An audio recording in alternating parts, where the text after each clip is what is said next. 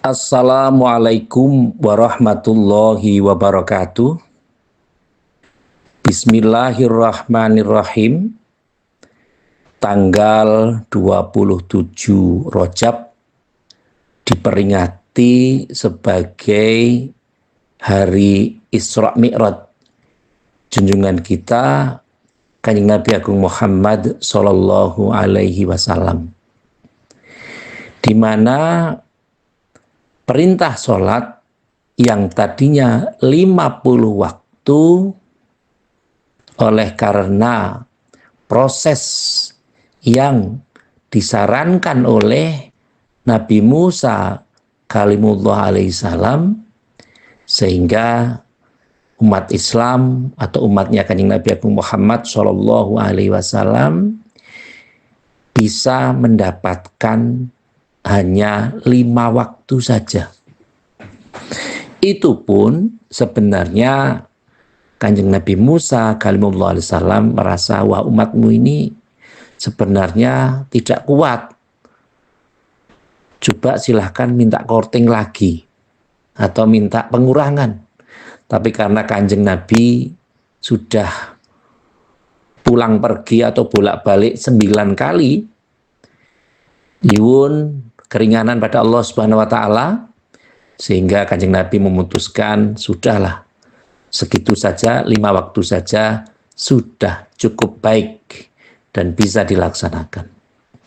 Artinya sanad untuk meminta keringanan itu pun dalam agama juga sudah dicontohkan oleh junjungan kita Kanjeng Nabi Agung Muhammad SAW. Bisa dibayangkan kalau misalnya kita ini sholatnya 50 waktu. Baru selesai qomat, adzan lagi. Selesai qomat, sholat, adzan lagi. Artinya kapan waktu yang digunakan untuk bekerja? Kapan digunakan untuk berikhtiar, untuk mencari ma'isyah, dan seterusnya. Pola yang ada sekarang, sholat ini sebenarnya banyak hal yang bisa dikondisikan atau diambil hikmahnya. Karena selama 1 kali 24 jam kita diperkenankan untuk menghadap Allah minimal 5 kali dalam 1 hari 1 malam itu. Kalau kita ambil waktu misalnya 1 kali sholat itu 5 menit, berarti setidaknya ada waktu 25 menit untuk kita bermunajat kepada Allah Subhanahu wa ta'ala. Pengkondisian ini merupakan hal yang telah diberikan sebuah kondisi bahwa untuk bisa menghadap Allah Subhanahu wa ta'ala itu jauh lebih mudah daripada menghadap kepada Pak Camat atau bupati, atau gubernur, atau bahkan pejabat-pejabat lain yang mempunyai birokrasi yang ribet, rumit, dan ruwet. Tetapi ketika dengan Allah Subhanahu wa ta'ala, kita cukup hanya berwudu dengan cara atau tata cara yang benar, kemudian menghadap Allah Subhanahu wa ta'ala dengan sholat, itu pun nantinya akan bisa mengondisikan kita menghadap Allah Subhanahu wa ta'ala. Kadang kita ini memposisikan sholat itu hanya sebagai rutinitas ritual. Artinya hanya sekedar menggugurkan kewajiban. Tetapi sebenarnya kalau kita mau berinvestasi secara amaliyah, sholat ini dijadikan sebagai porsi yang menjadi titik akhir. Karena setidaknya kita harus meyakini bahwa andai kita bisa sholat lebih baik, maka tentu saja amaliyah kita akan menjadi lebih baik. Karena ke depan yang akan dihisab awalnya dari semua amaliyah kita adalah sholat kita. Kalau hisabnya, hasil sholatnya itu baik, maka insya Allah amaliyahnya juga akan baik semuanya. Tapi kalau buruk, ya tentu akan buruk semuanya. Maka sholat itu oleh Allah Subhanahu wa Ta'ala dalam hadis Rasulullah SAW disebutkan sebagai tiang agama. Maka sholat itu sebutannya bukan melaksanakan sholat atau menjalankan sholat, tapi mendirikan sholat. Kalau kita bisa mendirikan sholat, maka berarti kita sama dengan mendirikan agama. Kalau kita merobohkan sholat atau tidak sholat, itu berarti kita merobohkan agama. Tentu sholat itu juga mencegah dari perbuatan keji dan perbuatan mungkar. Saat ini banyak di antara orang-orang yang tentu saja meyakini sebagai menganut agama Islam, dia bersyahadat, dia rajin zakat, dia puasa, dia haji, tetapi sholatnya kadang tidak dilakukan.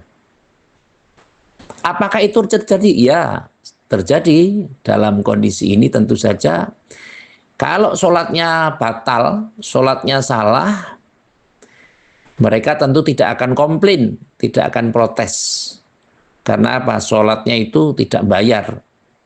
Bagaimana kalau misalnya kita mendirikan haji atau melaksanakan ibadah haji dan tiba-tiba kurang rukunnya atau kurang syaratnya? Tentu orang akan merasa gelo, merasa kecewa. Karena apa? Ya karena haji itu kan biayanya banyak, besar. Tentu saja kalau harus diulang, itu tentu membutuhkan biaya yang tidak sedikit. Maka tentu kadang yang sedikit, yang sekecil ini, tentang sholat ini jarang sekali mendapat perhatian. Tapi apapun itu, kita harus bangga karena kita punya sholat, yang tentu saja sholat ini sebagai sarana untuk kita bermohon pada Allah Subhanahu wa Ta'ala.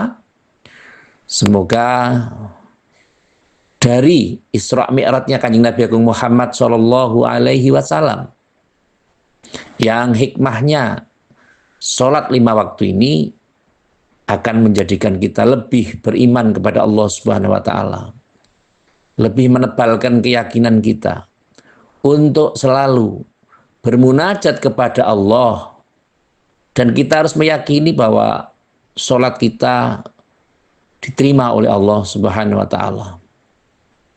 Karena di dalam sholat itu semuanya saja adalah doa. Dan doa adalah intinya ibadah.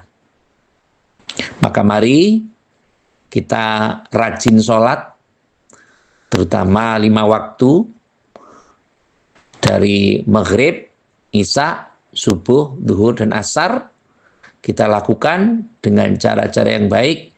Mungkin ada kekurangan di sana-sini, mungkin kayaknya sudah niat, tapi ternyata pikirannya masih mana-mana.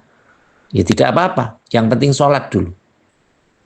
Karena kalau kita sudah sholat, maka kehidupan kita akan lebih tenang. Banyak hal yang bisa kita ambil hikmahnya dari sholat, termasuk nilai-nilai kesehatan. Orang terkena penyakit jantung, paru, sendi, limfa, dan yang lain, karena dengan gerakan-gerakan sholat ini, penyakit-penyakit itu akan diberikan keringanan, akan disingkirkan oleh Allah Subhanahu wa Ta'ala. Tentu saja modalnya harus yakin bahwa Allah akan memberikan kebaikan-kebaikan atas kita. Dan yakinlah, apapun yang diberikan Allah kepada kita hari ini, itu adalah yang terbaik untuk kita.